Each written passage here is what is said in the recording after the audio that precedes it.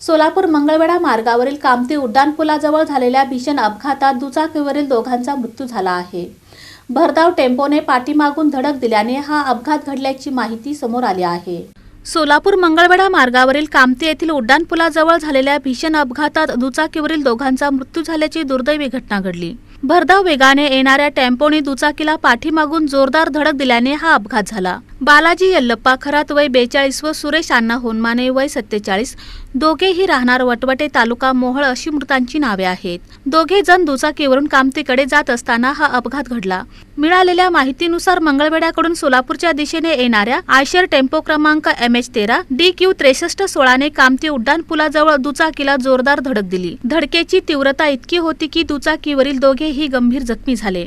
घटनेची माहिती मिळताच कामती पोलीस ठाण्याचे अधिकारी व कर्मचारी घटनास्थळी दाखल झाले. स्थानिक नागरिकांच्या मदतीने जखमींना तातडीने सोलापूर येथील शासकीय रुग्णालयात उपचारासाठी हलविण्यात आले. मात्र डॉक्टरांनी उपचारापूर्वीच दोघांनाही मृत घोषित केले. या घटनेमुळे परिसरात हळहळ व्यक्त होत असून रात्री उशिरापर्यंत कामती पोलीस ठाण्यात अपघाताची नोंद करण्याचे काम सुरू होते.